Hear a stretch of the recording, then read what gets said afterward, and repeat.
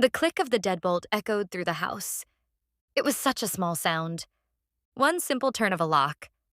But the moment I heard it, I knew something had changed. My husband heard it too. He looked up from the living room, then calmly asked, "How did he know we always lock the front door?" I couldn't answer, because I didn't remember ever telling Daniel. He simply already knew. People think affairs end because someone gets careless. A text message, a hotel receipt, a forgotten earring. Mine ended because another man locked my front door like it was his own house. My name is Emily. My husband's name is Michael. The man I betrayed him with was named Daniel. Daniel and I met during a volunteer fundraiser for the local animal shelter. At first, we barely spoke. Then we started grabbing coffee after planning meetings. Coffee became dinners. Dinners became excuses. Eventually, it became an affair neither of us admitted out loud. We had rules: never overnight, never meet the neighbors, never come to my house if Michael was anywhere nearby. For almost a year, we followed those rules. Then life became convenient. Convenience became routine. Michael traveled nearly every other week. 3 days here, 4 days there. Whenever his truck disappeared from the driveway, Daniel would stop by. Sometimes we'd cook lunch. Sometimes we'd watch old movies. Sometimes we'd just sit on the back patio talking for hours. It began to feel ordinary. Too ordinary.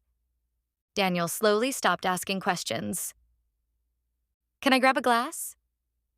He eventually knew where the glasses were. "Need another blanket?" He knew the hallway closet. "The bathroom?" He stopped asking. Somewhere along the way, he memorized the house. I noticed. I just didn't think it mattered. One Saturday afternoon, Michael invited several coworkers over to watch a football game. Nothing fancy, just burgers, chips, television. One of his newer coworkers canceled at the last minute. Another said, "My buddy Daniel's in town. Mind if he joins us?" I nearly dropped the tray of drinks. "Daniel." Of course. Neither of them knew we already knew each other. Michael smiled. "Absolutely. The more the better." An hour later, Daniel rang the doorbell. He looked just as shocked as I felt. But there were already people watching. Neither of us had a choice. Michael welcomed him inside, introduced everyone. The afternoon passed painfully slowly. We barely looked at one another. We spoke only when everyone else did. For a while, I actually believed we'd survive it. Then someone suggested ordering pizza. Michael volunteered to pick it up himself. "I'll be back in 15. The moment he left, everyone spread out around the house. Some went into the backyard. Others stayed in the living room. Daniel stepped outside to answer a phone call. A few minutes later, he came back inside. Without hesitating, he pulled the front door closed, reached back, turned the deadbolt. Click. Exactly the way Michael always did. Not because anyone asked him to. Because that's what he always did when he came over. It had become habit. 15 minutes later, Michael returned carrying pizza boxes. He reached for his keys, stopped. The deadbolt was already locked. He frowned slightly, opened the door, walked inside, then casually asked, "Who locked the front door?" Nobody answered. Finally, Daniel shrugged. "I did." Michael smiled politely. "Oh." A long pause. "You knew we always lock it?" Daniel looked at me, just for a second, then back at Michael. "I guess I just assumed." Michael nodded. Another pause. "Interesting." The football game continued. People laughed, ate pizza, argued over bad referee calls. Michael acted exactly the same. Too exactly. When the last guest finally left, the house became silent. Michael stacked empty pizza boxes, loaded dishes into the dishwasher, wiped the kitchen counters. Only after everything was clean did he speak. When did it start? There wasn't any point lying. About a year. He nodded once. I thought so. When did you find out?